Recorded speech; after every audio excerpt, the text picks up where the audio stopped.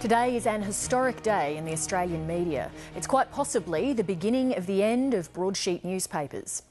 Fairfax is slashing almost 2,000 jobs, closing printing plants and recasting its flagship newspapers, the Sydney Morning Herald and The Age, in tabloid format.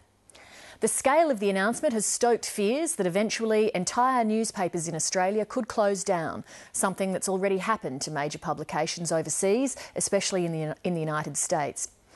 At the same time that Fairfax is reeling from today's move, the billionaire mining magnate Gina Reinhardt is building up her stake in the company and wants seats on the board.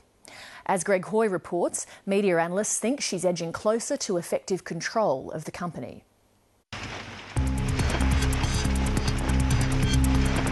I think this is the biggest thing in newspapers for 100 years. This is the end of the golden age of newspapers. The big question, though, is whether it also means the end of the golden age of journalism. In Melbourne, The Age has been spreading the news since 1854, the Sydney Herald since 1831. But 1.5 centuries of proud tradition was radically upended today when Fairfax announced it would, from March next year, shrink its flagship broadsheets into tabloids, simultaneously slashing 1,900 staff over 3 years. Though it has gradually morphed into a modern media conglomerate, comprising city and regional papers, Fairfax radio network and a long list of online publications, the old newspapers are a big drag on Fairfax's bottom line, and the share price has been languishing.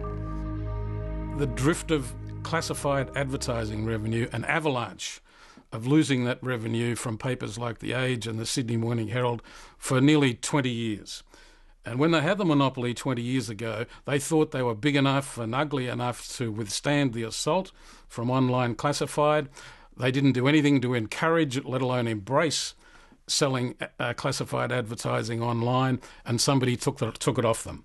And they've lost it now, and now they're looking at drastic measures to respond to that because the business model has collapsed. It's part of the continuing decline, structural decline in newspapers, and the fact that Fairfax is finally facing that in the two cities, Sydney and Melbourne, which has just got over 4 million persons each, they're essentially going to be one newspaper towns.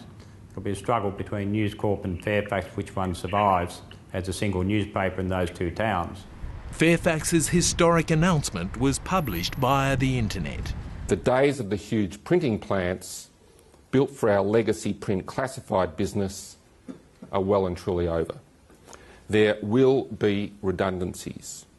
The bad news on restructuring and redundancies was broken to Fairfax editorial staff today by CEO Greg Hywood, who said he would increase the focus on digital publications and even consider ceasing printed publications altogether if their revenues continued to deteriorate.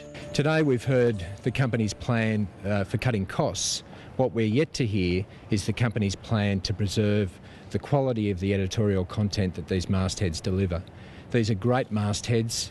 They're an integral part of the fabric of our democracy, and our concern is to ensure that they continue to deliver quality, independent journalism for the Australian community. This is a disgraceful act by Fairfax today. They come out in the media, they don't even give their own employees the grace to tell them what they're actually planning on doing. Still now, we don't know. They've had no discussion with us in regards to not come out, tell your own employees that you're going to be putting them out of work by 2014, shutting 2 of the major plants around this country.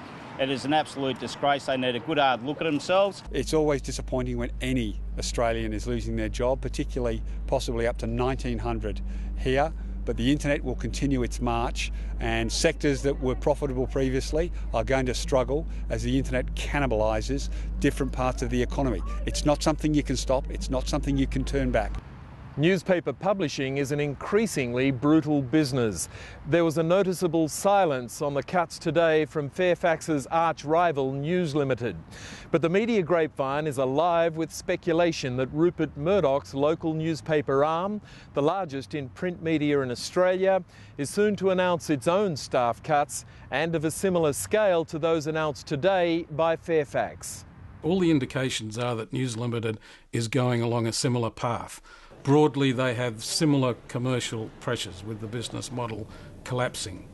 The really interesting thing will be whether, having looked at what Fairfax has done, News Limited may try to capture some of the Fairfax market by delaying, going in a similar direction, or not going quite as far in a similar direction in order to get a temporary commercial market advantage. Rupert Murdoch, aged 81 now, I think, 81, yes, and he's in a position where he wants to drive Fairfax out of business. There's just as much chance of News Limited being the survivor as of Fairfax being the survivor, but the survivor will be the one who adapts best and most quickly to the internet world.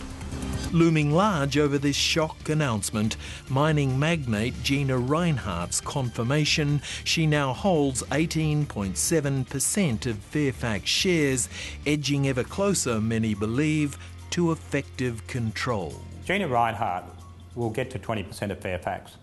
And the trigger point is Kerry Stokes' 22.3% of West Australian newspaper when he got board control of that percentage level.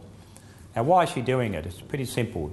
With that extra $47 million, she probably gains, if she changes the federal government at the next federal election, eliminates a mining resource rental tax, eliminates a carbon tax, probably increases the value of her mining assets by billions of dollars. It is astoundingly simple how important it is for Gina Reinhardt to get whole control of Fairfax and help change the federal government. And she is welcome to be on the board. She is welcome to launch a takeover. She can do any of those things. She can do any of those things because that's the law. That's the law. But what is vital is that the editorial charter is maintained. There was no comment from Gina Reinhardt today on whether or not she is seeking editorial influence over Fairfax.